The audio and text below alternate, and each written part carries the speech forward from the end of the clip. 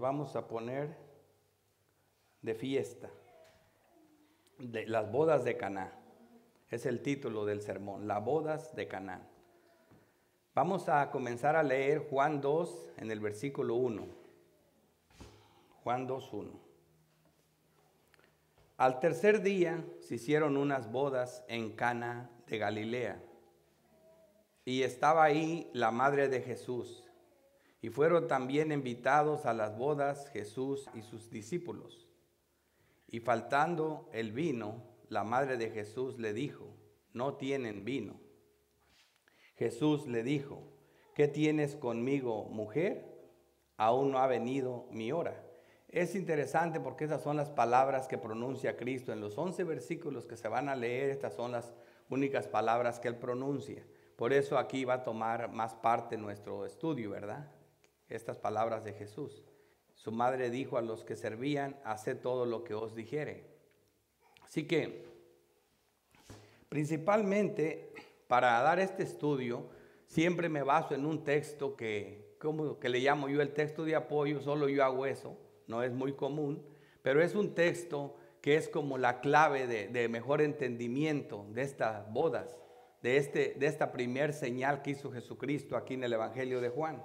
Así que este texto no tan solo es el más importante que yo me hacer para esto, sino que según los teólogos que han leído, estudiado y leído y que han comentado el libro de Juan, es el texto clave de todo el libro. Juan enfoca todo el sermón, todo el libro, todo el estudio, todas las enseñanzas en este texto. Es importantísimo. Es Juan 20, versículo del 30 al 31. Es el texto clave. Y ahorita van a ver por qué. Hizo además Jesús muchas otras señales.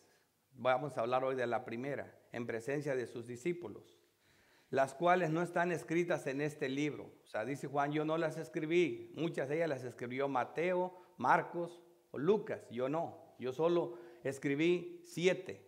Mateo 20, Marcos 20, Lucas 18, yo solo 7.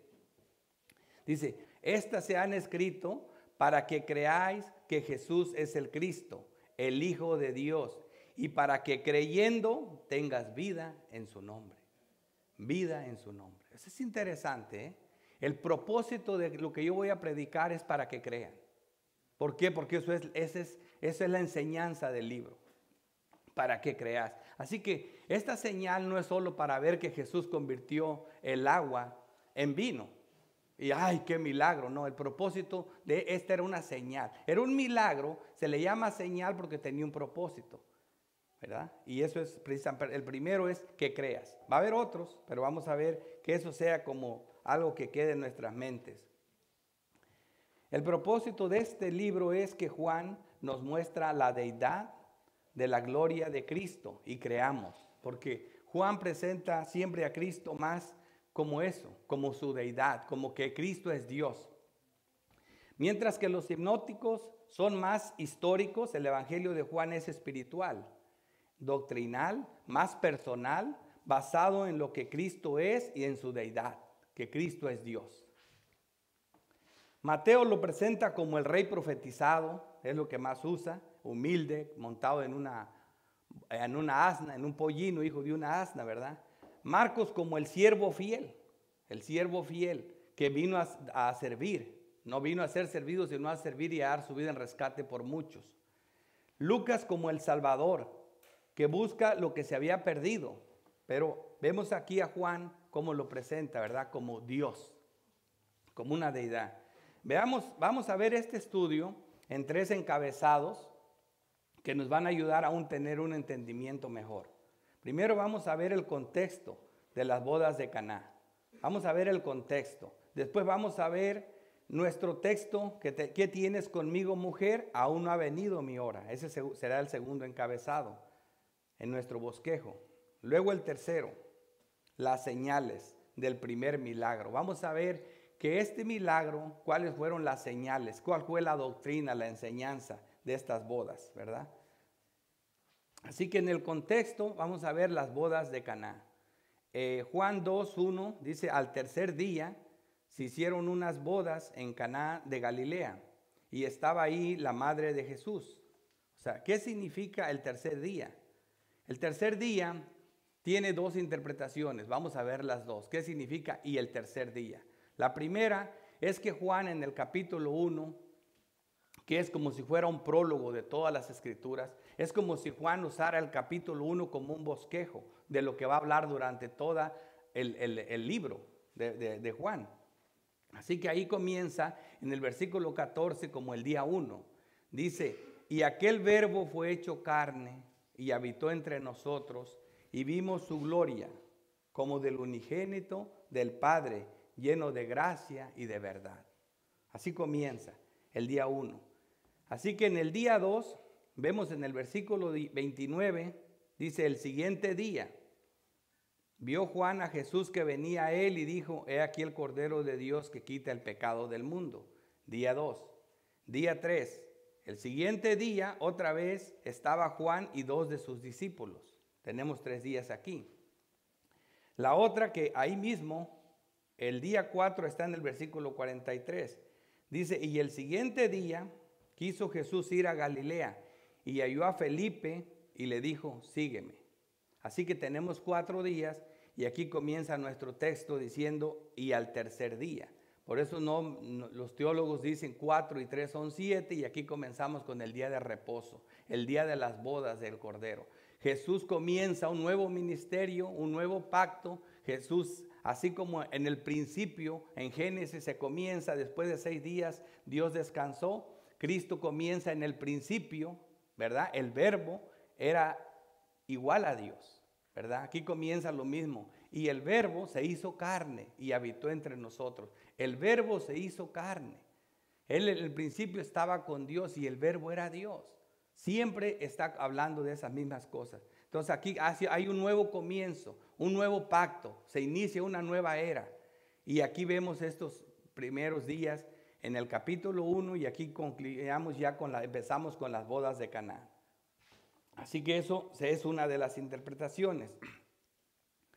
La otra que dicen que después de que Jesús hace el llamado a sus discípulos, Él escoge a los discípulos, en este momento había escogido 5, entonces comienza su ministerio y dicen ellos, los teólogos, que por eso dice al tercer día.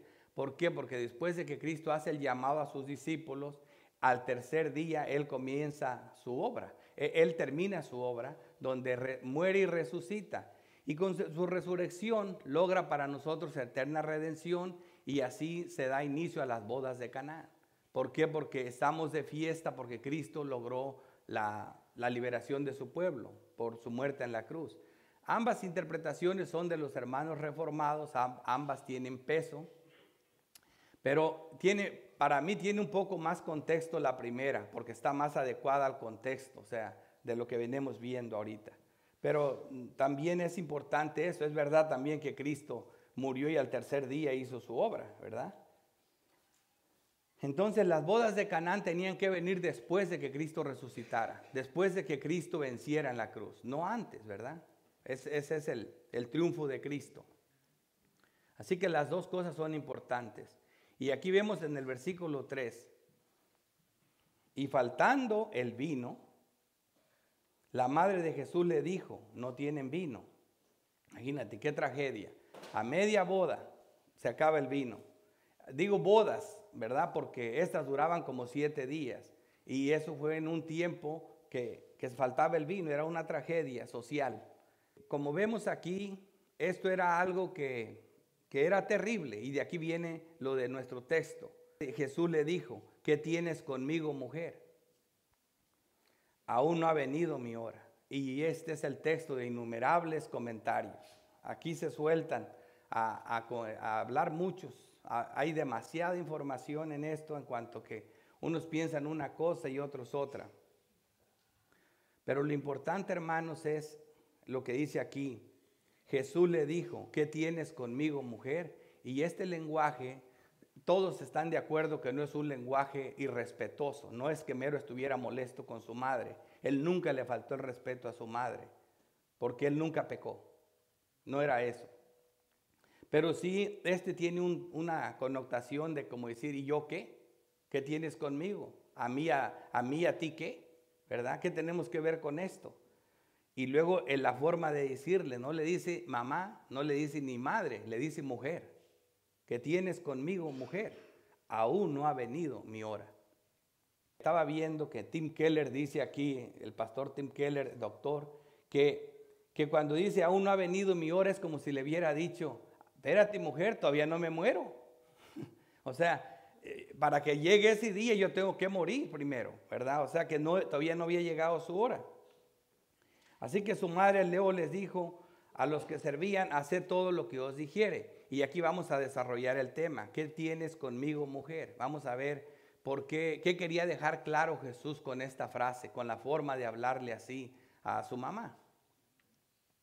Esa frase que viene siendo, aquí es tía moi caí soy, que es lo que no me gusta decir a mí, pero significa utilizado otras 5 veces en el Nuevo Testamento.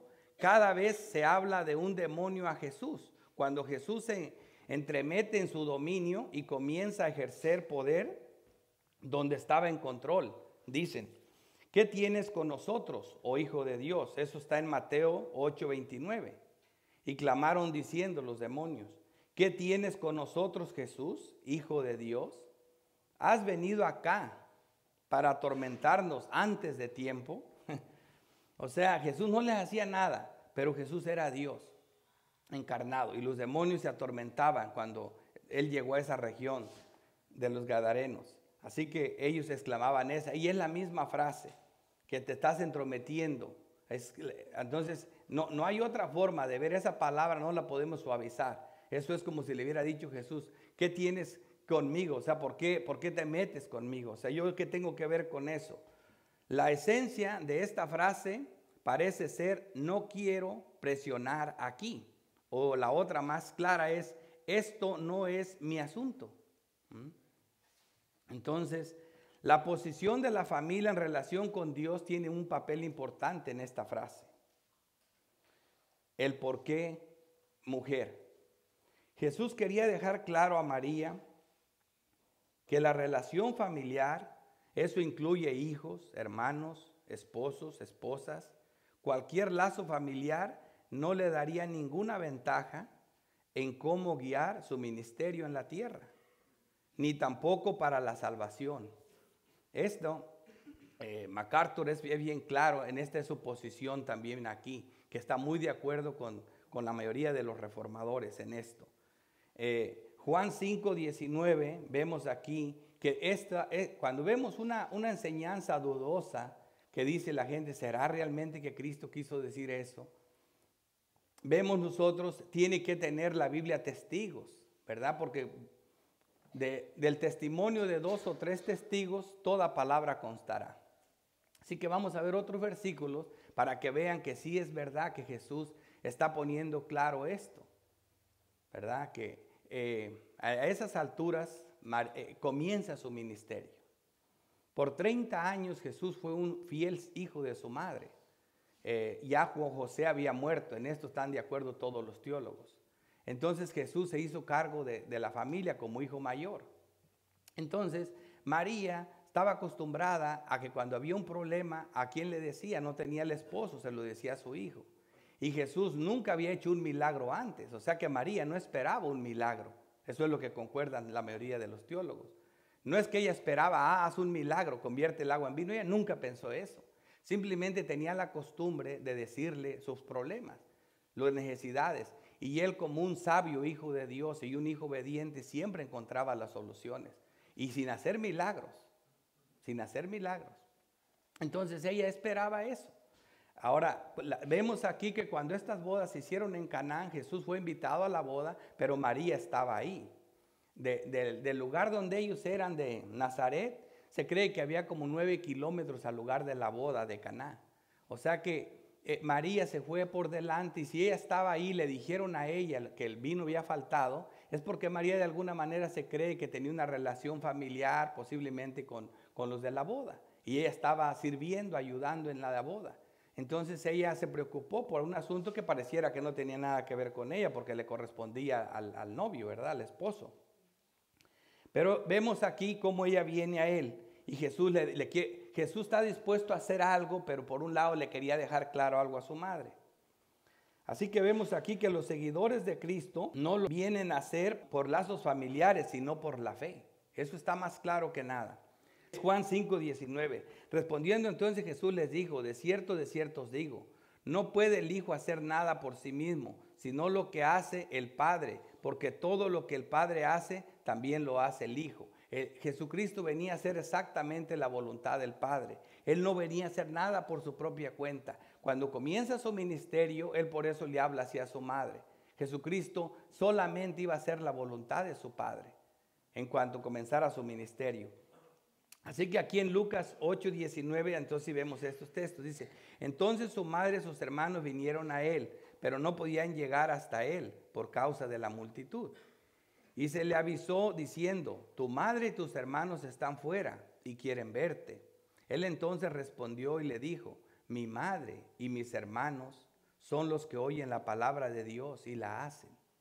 O sea, Jesús no pone a los lazos familiares por encima de los lazos de fe, ¿verdad? Porque Él vino a hacer la voluntad de su Padre. Mi madre, mis hermanos, mi padre, son todos los que oyen la palabra de Dios y la ponen la obedecen, lo hacen.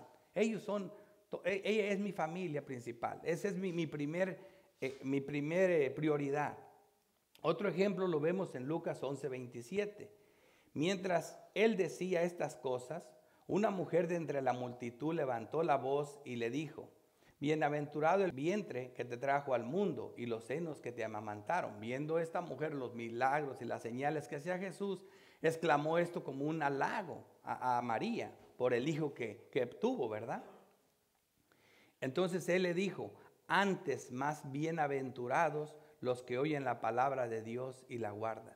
Así que ven que es el mismo lenguaje, no es una palabra rara ni nueva, es el mismo lenguaje. Jesús le deja bien claro en sus enseñanzas, Mateo 10:37, el que ama a padre o madre más que a mí, no es digno de mí. El que ama a hijo o a hija más que a mí, no es digno de mí. Cristo le quiere dejar claro a su madre que al comenzar su ministerio, que ya había comenzado, porque ya había llamado a sus discípulos, sus prioridades iban a cambiar. Ahora Él iba a hacer solo la voluntad de su Padre, a eso vino. Ella tendría que aprender a verlo como su Salvador y Señor. La relación de madre e hijo pasaba a segundo lugar. Juan 5:30 dice, no puedo yo hacer nada por mí mismo, según oigo así juzgo, y mi juicio es justo porque no busco mi voluntad, sino la voluntad del que me envió, la del Padre. Esa estaba por encima de todas las voluntades, aún por el llamado amoroso de una madre. Tenía primero que pensar en las cosas de su Padre. Juan 6:38, porque he descendido del cielo no para hacer mi voluntad, sino la voluntad del que me envió. Eso era claro en Cristo y eso debería ser claro en todo creyente. Primero la voluntad de Dios en nuestras vidas y después cualquier otra cosa. Debemos ver que lo que es nacido de carne, carne es. Romanos 8:6. Porque el ocuparse de la carne es muerte. No podemos ocuparnos de la carne, aun cuando se trate de nuestros seres queridos. Pero el ocuparse del Espíritu es vida y paz. Cristo escogió la mejor parte, por eso Él siempre hizo las cosas de esa manera. Así que la condición de los creyentes cambia. Y este texto es increíblemente hermoso de cómo hay un cambio en nosotros. Segunda de Corintios 5:16. De manera que nosotros de aquí en adelante a nadie conocemos según la carne. Y aun si a Cristo conocimos según la carne, ya no lo conocemos así. De modo que si alguno está en Cristo, nueva criatura es. Las cosas viejas pasaron, he aquí todas son hechas nuevas. ¿Ves? Estar en Cristo te hace nuevo. Si a Cristo mismo lo conocimos según la carne, dice ellos, ya no. Ya no. Yo ponía el ejemplo de Juan el Bautista, que él conoció a Cristo desde niño, ¿verdad? Él pudo haber jugado con Cristo, sus madres eran primas, ¿verdad? Entonces él lo conoció y sin embargo él dice que él no lo conocía, ¿verdad? Y por cómo no lo conocías, pues sí lo conocía. Lo que está hablando, Juan presenta a Cristo como una deidad, como Dios. Entonces Juan está diciendo, a mí se me dijo por profecía que aquel hombre de quien yo viera descender el Espíritu Santo como una paloma y permaneciera como él, ese iba a ser el Hijo de Dios. Entonces yo nunca creí que iba a pasar eso con mi primo y ahí pasó. Así que como Dios yo no lo conocía, yo no sabía quién era él. Él es antes que yo, ¿verdad? Eso es lo que dice Juan. Él siempre ha existido. Él es ese verbo que se encarnó, es esa palabra que es igual a Dios. Él es Dios. Por eso Juan en el capítulo 1 se encarga de mostrarnos a Cristo de una manera increíble. No de embalde les digo yo que es como un prólogo. Solo en el capítulo 1, Juan nos dice en el versículo 1 que Jesucristo, que es la palabra, el verbo se hizo carne. Esa palabra por la que se hizo el cielo y la tierra, se había hecho carne. Ahí mismo nos dice, y el verbo era Dios.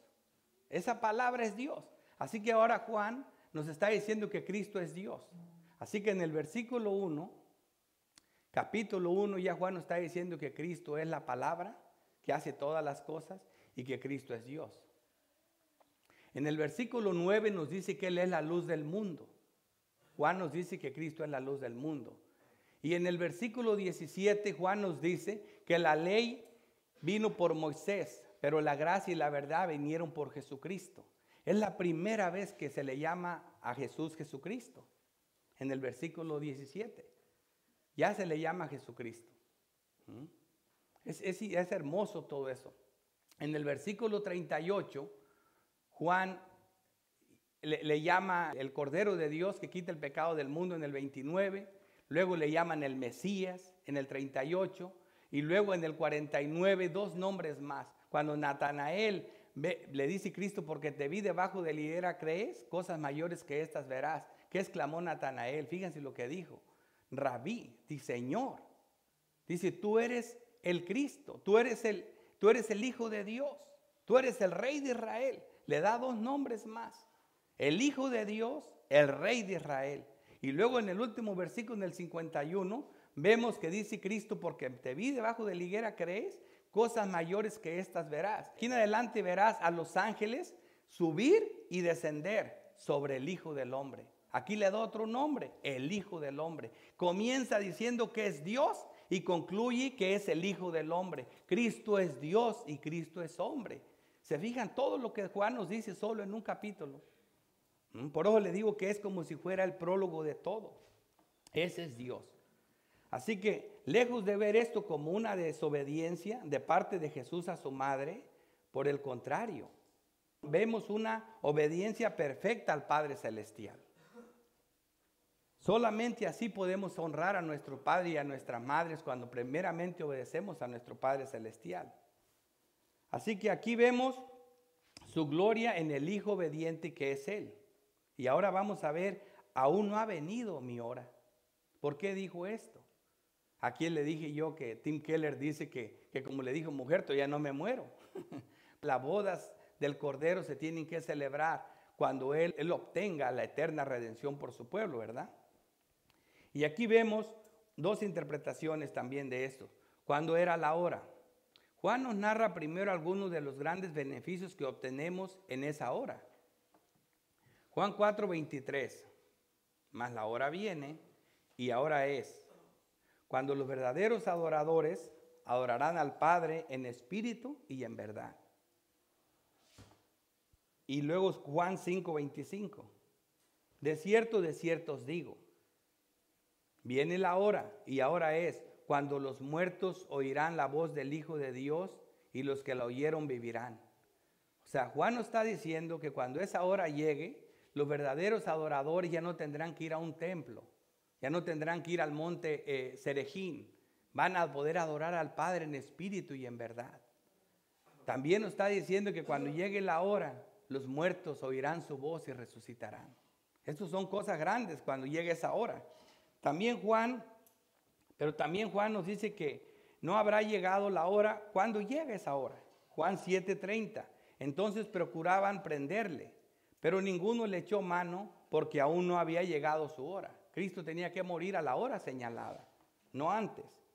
Juan 8:20.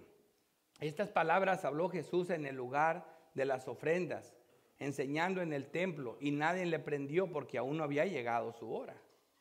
Aquí vemos esta hora. Esta es la hora más esperada de todas. Juan 12:27. Ahora está turbada mi alma. ¿Y qué diré? Padre, sálvame de esta hora.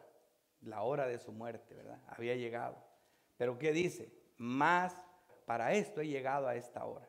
Y más claro, en Juan 17, versículo 1, estas cosas habló Jesús y levantando los ojos al cielo dijo, Padre, la hora ha llegado. Ahora sí ha llegado. Glorifica a tu Hijo para que también tu Hijo te glorifique a ti.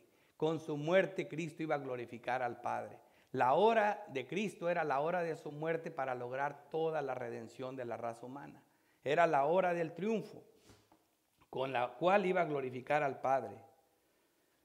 Así que con su muerte iba a glorificar al Padre al traer mucho fruto espiritual. Juan 12:24 dice, de cierto os digo, que si el grano de trigo no cae en la tierra y muere, si yo no muero, si no llega esa hora, queda solo. Pero si muere, lleva mucho fruto. Gracias a Dios que esa hora se llegó. Es por eso que Él iba a glorificar al Padre con su muerte. Cristo glorificó al Padre al morir en obediencia por su pueblo escogido. A la hora señalada, como en el rollo del libro está escrito, porque era un decreto divino, un decreto santo. El Salmo 47 dice, entonces he aquí que vengo, como en el rollo del libro está escrito de mí. El hacer tu voluntad, Dios mío, me ha agradado y tu ley está en medio de mi corazón. Por eso él no podía pasar por ningún lado la obediencia primero a Dios sobre cualquier ser amado. Por eso aquí ponen a su madre, la cual amaba mucho, pero sin embargo hacer la voluntad de Dios estaba en el centro de su corazón. Él primero la obediencia a Dios, porque el hacer su voluntad me deleita. Me encantó el salmo que leyó el hermano Arnaldo al comenzar cuando dice que mejor es un día en sus atrios que 1000 fuera de ellos. ¿Verdad? Que aún los gorrioncillos se encuentran nido en sus atrios. Qué hermosa estar en la presencia de Dios, lo más grande que nos puede pasar. La otra interpretación de esta hora es basada en Juan 7:6. Otros teólogos serios piensan esto. Juan 7:6. Entonces Jesús le dijo, mi tiempo aún no ha llegado, mas vuestro tiempo siempre es presto. No puede el mundo aborrecer a vosotros, mas a mí me aborrece, porque yo testifico de él, que sus obras son malas.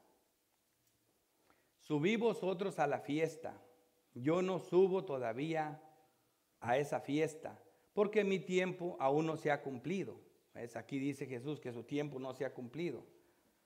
Habiendo dicho esto, se quedó en Galilea, pero después que sus hermanos habían subido, entonces él también subió a la fiesta, no abiertamente, sino como en secreto.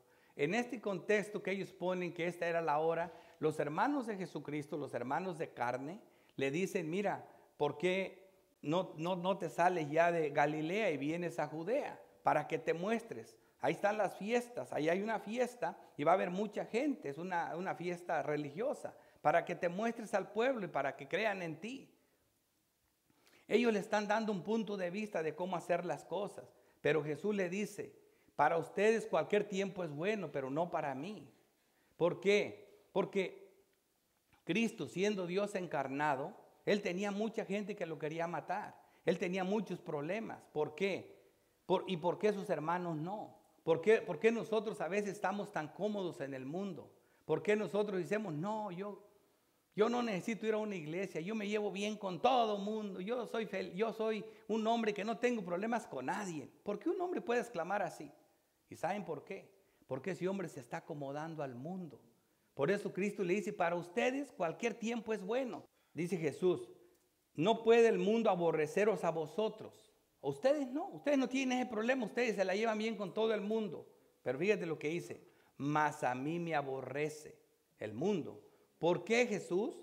Porque yo testifico de él que sus obras son malas. Si tú te pones en contra del pecado, si tú eres un santo y vives una vida como la de Cristo, ten por seguro que el mundo te va a aborrecer, sin que hagas nada. La gente dice, pero yo no he hecho nada malo. Dios se encarnó en la tierra sin cometer ningún pecado. El mundo lo juzgó y lo mató. Lo mató. Por eso Cristo dice, porque yo testifico, porque yo no puedo negociar la verdad. A mí el mundo me aborrece. Ustedes la negocian según les conviene, pero yo no. Por eso dice el texto, la gracia y la verdad vinieron por Jesucristo. Pero en lo que está diciendo aquí en este texto Cristo, refiriéndose al momento, es que el momento de Dios está decretado por el Padre. El momento de los hombres es este. Ellos querían decirle a Cristo lo que tenía que hacer. Creemos que esta es la oportunidad. Creemos que si te presentas aquí y haces señales y milagros, vas a tener al pueblo en tu mano. No. ¿Y qué hizo Cristo? Entonces Él también subió a la fiesta, aunque les dijo que no iba a ir. ¿Pero cómo subió? No abiertamente, sino en secreto. No haciendo milagros, no exhibiéndose, como los hermanos querían que lo hiciera. En secreto, tranquilo, porque Él no iba a hacer ningún milagro que no tuviera un beneficio especial. Así que esta es la enseñanza de estas dos cosas primero. Ahora vamos a ver las señales del primer milagro.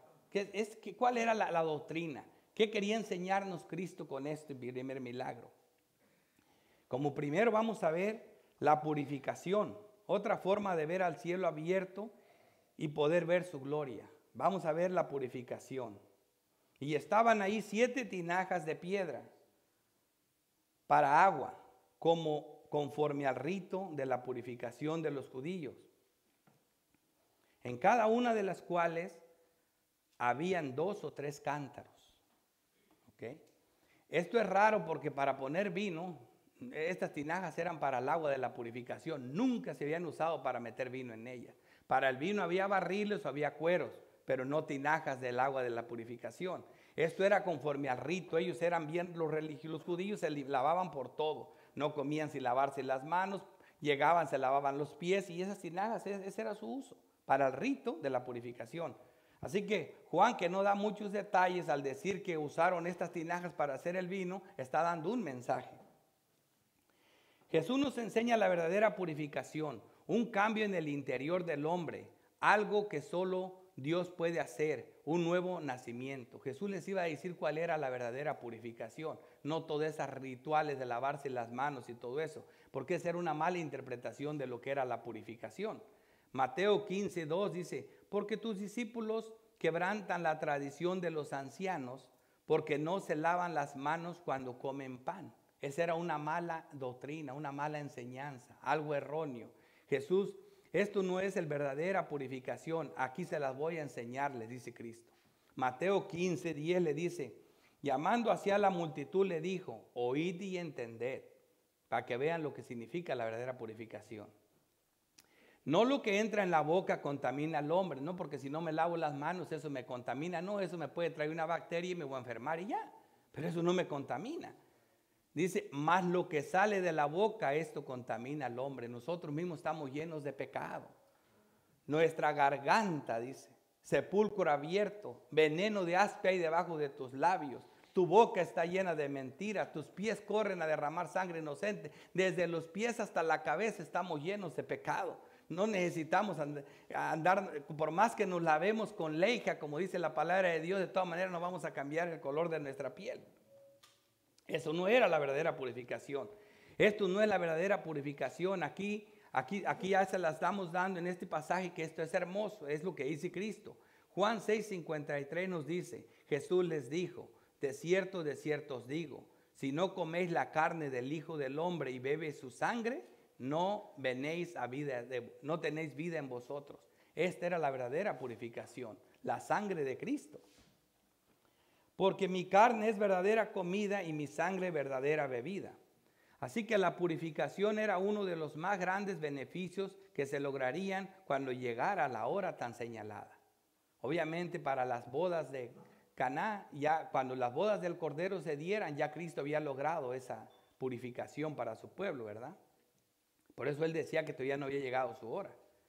En 1 de Juan 5:7 dice bien clarito, hablando de esta purificación, porque 3 son los que dan testimonio en el cielo. Cómo Juan conecta este evento tan poderoso.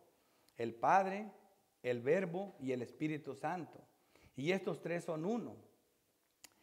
Tres son los que dan testimonio en la tierra: el Espíritu, el agua y la sangre. Y estos tres concuerdan. ¿En qué concuerdan? En que la purificación, la santificación, la limpieza del hombre se da precisamente por el Espíritu, el agua y la sangre. En el Antiguo Testamento el agua, la fuente del agua era para lavar todo y purificarlo, ¿verdad? Era un símbolo, un tipo de la sangre de Cristo que iba a venir para purificar y lavar. Y luego el Espíritu Santo, que es la verdadera purificación. Ya no con agua, ya no con sangre. Ahora el Espíritu Santo nos inquieta con el pecado y no nos deja estar contentos. Esa es la verdadera purificación. Es la manera de que nos regeneramos cada día y somos siendo santificados cada día por la obra del Espíritu Santo en la persona. Así que estos tres concuerdan. Zacarías hablaba de esta purificación tan hermoso. De esta manera la miraba el profeta en el Antiguo Testamento. Zacarías 13, versículo 1. Dice: en aquel tiempo habrá un manantial abierto para la casa de David y para los habitantes de Jerusalén, para la purificación del pecado y de las inmundicias. Para eso era esa agua, ese manantial.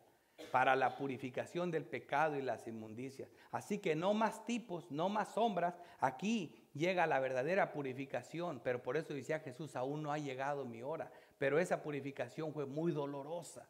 Muy dolorosa. Piensen a Cristo clavado en una cruz. Y miren este pasaje, Juan 19:34. Pero uno de los soldados le abrió el costado cuando estaba nuestro santo Salvador agonizando para ver si estaba muerto. Y con una lanza. Y al instante salió sangre y agua. Ahora sí brotó esa fuente de la purificación. La sangre de Cristo es lo único que iba a crear purificación para siempre. Eso es lo que Juan nos está enseñando en este texto. ¿Para qué? Para que creyendo tengas vida. El propósito de las señales es vida, salvación. Así que, y solo esto, que lavan sus pecados en la sangre del Cordero, todos estos que lavan sus pecados en la sangre del Cordero verán a Dios. Apocalipsis 7:14. Yo le dije: Señor, tú lo sabes. Pregunta: ¿quiénes son esos que están debajo del altar? Señor, tú lo sabes. Él me dijo: estos son los que han salido de la gran tribulación. O sea, así ven al mundo, como una gran tribulación. Y han lavado sus ropas y las han emblanquecido. Ellos, ¿cómo lo hicieron? En la sangre del Cordero. Solamente así serás limpio. Esa es la verdadera purificación. Así que esta primer señal, este primer milagro, este es uno de los objetivos. Vamos a ver otro. Cristo muestra su gloria en la plenitud. En la plenitud. Jesús le dijo: llenen estas tinajas de agua, llénenlas. Y las llenaron hasta arriba. Entonces les dijo: sacad ahora y llevadlo al maestresala. Y se lo llevaron. Con Jesús no hay escasez, todo es abundancia, aquí no falta nada. El vino es un símbolo del gozo. Estaban las tinajas llenas hasta arriba. Aquí el gozo no se termina. Sus misericordias son nuevas cada mañana, dice Lamentaciones 3. Salmo 16:11. Me mostraste la senda de la vida. En tu presencia hay plenitud de gozo. Si el novio está en la boda, el gozo es pleno. Las delicias son a su diestra del esposo para siempre, como la esposa se recrea en el esposo. Por eso Dios usa eso como una ilustración, el matrimonio, una boda. Era lo más grande, la celebración más hermosa que podía tener un pueblo, el pueblo de Dios, el pueblo de Israel. Así que se celebraban por días. El esposo era responsable de todo, de proveer para la boda. Él primero se aseguraba de tener una casa donde meterla, de tener todo, y que le faltara el vino a media boda era como que eso no se olvidaba nunca. Ese hombre no estaba preparado para ser un esposo, pero Cristo preparó. Pablo dice que Él nos presenta a Cristo como una esposa, ¿verdad? Que Él nos cela como una esposa. Dice para preparársela a Él. Él mismo se nos prepara sin mancha, sin arrugas, sin contaminación. En Él, esa boda de Caná, esa boda verdadera del Cordero, ahí no va a faltar nunca el vino. No va a faltar nada.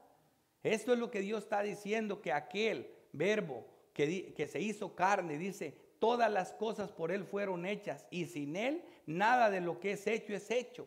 Ese Dios tenía el poder de hacer el cielo y de la tierra, por eso de la nada cambió el agua en vino y añejo y buen vino. Aquí vemos que eran como, aquí vemos que esta misma señales que Cristo todo lo tiene en abundancia. Vemos un milagro que narran los 4 evangelios, los 4, todos coinciden en esto, la alimentación de los 5,000, Juan 6:12.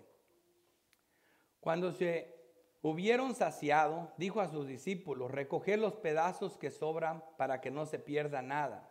Recogieron pues y llenaron 12 cestas de pedazos, que de los 5 panes de cebada sobraron a los que habían comido.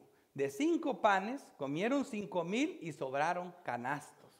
Esa es la boda que nos espera con Cristo Jesús, donde el gozo es para siempre, donde no hay escasez. En esta boda, todos los escogidos por la gracia nos gozamos de su pleno gozo. Juan 3:29. El que tiene la esposa es el esposo, ¿verdad? Es Cristo. Mas el amigo del esposo que está a su lado, él se goza. Él le oye, se goza grandemente a la voz del esposo, ¿verdad? El escuchar, el oír, el creer en Cristo nos hace que nosotros entremos a esas bodas y nos gocemos. Él mismo es el alimento de nuestras almas. Él es la vida eterna, el gozo eterno. Juan 15:11 dice, estas cosas os he hablado para que mi gozo esté en vosotros y vuestro gozo se ha cumplido. Juan 17:13, pero ahora voy a ti y hablo esto en el mundo para que tengan mi gozo cumplido en sí mismos. Ese era el propósito de Cristo. Este milagro estaba anunciando el verdadero gozo, no el gozo que produce el vino, que solo dura unos momentos y aunque es verdadero gozo, se va, se termina. Este no es este no se termina, acá son para siempre sus delicias. Ahora, esto a manera de conclusión. Cuando el maestresala probó el agua hecha vino, sin saber él de dónde era, aunque lo sabían los sirvientes que habían sacado el agua, llamó al esposo. Sé que aquí vemos, el maestresala no sabía qué había ocurrido, aunque él era el encargado, él era el maestro de ceremonias, él era el encargado, él ni siquiera sabía. Pero entonces fue al esposo a decirle, ¿por qué hiciste esto, verdad? Dice, solo los sirvientes vieron y sabían el milagro. Solo los que están cerca se benefician de su milagro. No por estar en la boda, eres participante de la boda o eres digno de estar en la boda. Si no tienes las ropas correctas, vas a ser sacado. Solo los llamados y los invitados a la boda del Cordero vieron esta señal. Solo las vírgenes que estaban preparadas con el aceite de su espíritu entraron a las bodas. Mateo 25:1. Entonces el reino de los cielos será semejante a 10 vírgenes que tomando sus lámparas salieron a recibir al esposo. 5 de ellas eran prudentes y 5 insensatas, ¿verdad? Aquí mismo vemos que no todos. No te quedes fuera ahora, se puede. Estás a tiempo. Solo compra aceite sin dinero y sin precio. Ellas fueron a comprar aceite. Ni siquiera se ocupa dinero para comprar este aceite. Mateo 10. Pero mientras ellas iban a comprar, vino el esposo y las que estaban preparadas entraron con él a las bodas y se cerró la puerta. Mas él respondiendo dijo, de cierto, después vinieron también las otras vírgenes diciendo, Señor, Señor, ábrenos. Mas él respondió y dijo, de cierto os digo que no os conozco. Velad pues, porque no sabéis el día ni la hora en que el Hijo del Hombre ha de venir. Se quedaron fuera. Se quedaron fuera. Y aquí dice que fueron a comprar aceite. Y fíjate lo que hablaba la palabra de Dios. Dice, y le dijo, vamos a continuar con lo que falta. Aquí dice, y le dijo, todo el hombre sirve primero el buen vino, Y cuando ya han bebido mucho, entonces el inferior. Eso fue lo que le dijo el maestresala al esposo. Mas tú has reservado el buen vino hasta ahora. Eso fue lo que le dijo al esposo. Pero ¿qué es lo que contesta el esposo? Lo mismo que nos contestaría Cristo.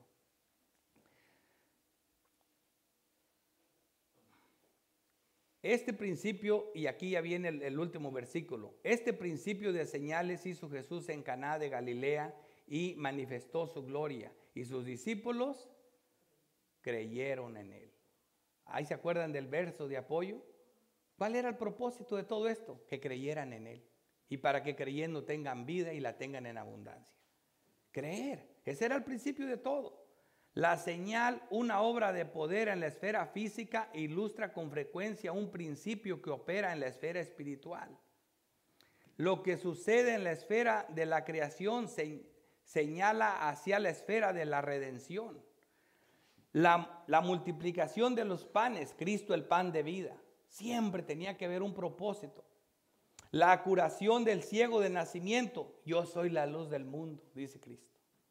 La resurrección de Lázaro, con Jesús como el dador de vida, el espíritu, la vida, tanto física como espiritual, la resurrección, Cristo. Moisés convirtió agua en sangre, mostrando que la ley termina en muerte, ¿verdad? Pero el primer milagro de Jesús cambió el agua en vino, mostrando el gozo de su nueva obra. Esto demuestra lo que Juan dijo en Juan 1:17, pues la ley por medio de Moisés fue dada, pero la gracia y la verdad vinieron por Jesucristo. Eso es lo que dice, la gracia y la verdad vinieron por Jesucristo. El vino fue después del agua, el nuevo pacto es después del antiguo pacto. El vino venía del agua, el nuevo pacto viene del antiguo pacto. El vino era mejor que el agua, el nuevo pacto es mejor que el antiguo pacto. Así que el vino que ofrece este mundo no sea una trampa para ti. El mundo sirve primero el buen vino. La gente piensa que este mundo es mejor que Dios, porque el mundo te ofrece el primer vino. Eso de la fe, ¿y quién ha vuelto de la muerte? Hay que gozarla aquí. Aquí es donde se disfruta. Aquí supérate, haz carreras, haz dinero, cómprate buenos carros. Es aquí, allá nadie ve. Ese es el mundo, el vino que sirve el mundo. Pero no el esposo, no el novio. Él reservó primero el añejo para después. Dios nos lo reserva para el último. Primera de Juan 2:15. No ames al mundo. No te vayas por este vino que ofrece el mundo. No ames al mundo ni las cosas que están en el mundo. Si alguno ama al mundo, el amor del Padre no está en él.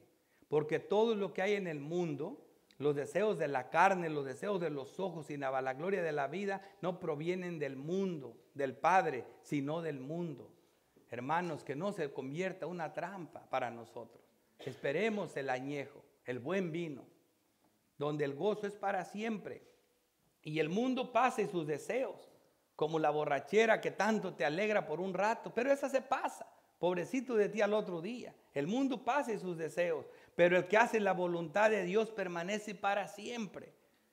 Vamos a esperar el vino añejo. Por último, iglesia, los quiero dejar con este pasaje que es interesante. Hay unos textos que para leerlos en las Escrituras son tan interesantes. Son textos que yo los leo y los examino y luego me pongo a pensar. Esto es otro de los textos claves de este Evangelio de Juan. Son textos tan gloriosos, tan hermosos, que tienen un significado tan grande. Piensen primero en ese tabernáculo de Dios en medio del pueblo de Dios. Era el centro de su vida, era el lugar más glorioso para ellos. Cuando Elí, sus hijos se portaron mal y fue capturada el arca, regresaron con las malas noticias. El sacerdote Elí pregunta, ¿está bien el arca? El hombre le da la mala noticia, tus hijos han muerto. Y él contesta con otra pregunta, ¿está bien el arca? O sea, mis hijos murieron, yo sé que iban a morir, se han portado muy mal, nunca me hicieron caso. El problema, ¿está bien el arca? El arca fue capturada por los filisteos. Elí se cayó de nuca y se desnucó. Se acabó la gloria de Israel. Sin el arca no tenía nada. Sin la presencia de Dios morando entre ellos no tenían nada, porque ellos estaban acostumbrados a ese tabernáculo, que de día había una nube cubriéndolo, de noche una luz del cielo, y cada rato se llenaba de la gloria de Dios. Ellos amaban ese lugar, era el centro de su vida. Después eso se cambió al templo de Salomón. El templo se llenó de la gloria de Dios. Y ese templo glorioso, aun cuando eran desterrados, solo hacían las ventanas apuntando a ese templo para poder orar en ese lugar. Porque cuando ese templo para ellos era lo más grande. Ahora, ¿qué para nosotros? Miren este texto. Les hice el recuento de eso para que le den el valor que yo le doy cuando lo leo. Este texto que está en Juan 1:4, Juan 1:14. Es el texto de nosotros como iglesia. Es lo que logró Cristo para nosotros. Dice, y aquel verbo, aquella palabra del tabernáculo, aquel verbo que habitó en el tabernáculo, aquel verbo que estuvo en el templo de Salomón, fue hecho carne y habitó entre nosotros. Y vimos su gloria como del unigénito del Padre, lleno de gracia y de verdad. Tenemos a Cristo, a Dios en medio nuestro, habitando en nuestros corazones a los que son creyentes. ¿No quisieran estar así? ¿No quisieran tener a Dios, ese tabernáculo que acababa con todos los problemas? El pueblo se sentía seguro con el templo. Ahora imagínate tú que tienes a Cristo morando en ti. Ese es el tabernáculo de Dios con los hombres. Eso es lo más glorioso que tenemos ahora. Por eso estas bodas tan interesantes, las bodas son grandes, ¿por qué? Porque el esposo está con nosotros. Nosotros somos la novia, somos la iglesia de Cristo. Así que esto es algo muy grande, este texto es hermoso. Por eso Juan comienza con todo esto en el capítulo 1. Yo les dije que esto era como un prólogo, de ahí todo se va a basar durante todo el evangelio de Juan. Ese es el texto más hermoso. Por eso, si tú estás sin Cristo, ven a Cristo. ¿Quieres tener parte de esta boda y gozarte junto con los santos? No te duermas como las vírgenes que se quedaron fuera. Cuando quisieron entrar era muy tarde. Juan 16:24 dice, hasta ahora no habéis pedido en mi nombre. Pedid y recibirás, para que vuestro gozo sea cumplido. ¿Quieres ser parte de este gozo, de que el tabernáculo de Dios more en ti? Pedid. Apocalipsis 22:17. Y el espíritu y la esposa dicen, ven. Y el que oye diga, ven. Y el que tiene sed, venga. Y el que quiera, tome del agua de la vida gratuitamente. Como decía el profeta, venid y comprad sin dinero y sin precio. No se necesita. Ahora es el tiempo. No hay que dormirnos, hermanos. Es el tiempo de salvación. Hay que rogarle al Señor, pedid y se os dará, está garantizado. El Señor Cristo Jesús logró todo esto para nosotros. Él aquí adelantó las bodas del Cordero. Él es cuentas que nos adelanta esta maravillosa escena. Esto significa esta boda. La mejor boda que vamos a disfrutar nosotros es cuando venga la nueva Jerusalén, dispuesta como una esposa ataviada para su marido.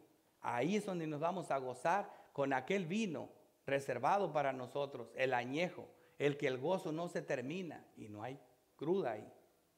Así que esperemos en eso y entremos al gozo del Señor.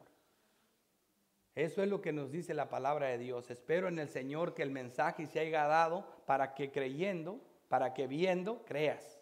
Ese es el punto, para que creas. Esa es la razón de todo esto que estamos viendo aquí.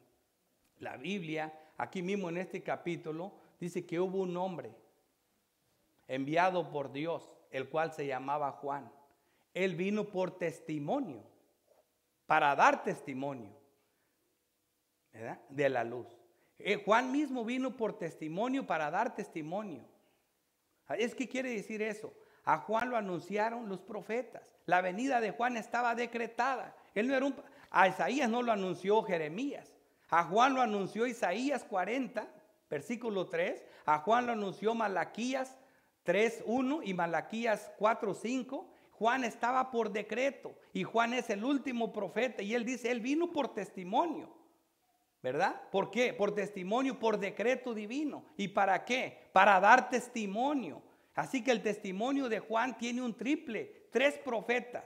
Aquellos 2, Isaías, el más grande del Antiguo Testamento, Malaquías, el último, y Juan, que es el más grande de los profetas, dan testimonio de lo que estamos viendo aquí.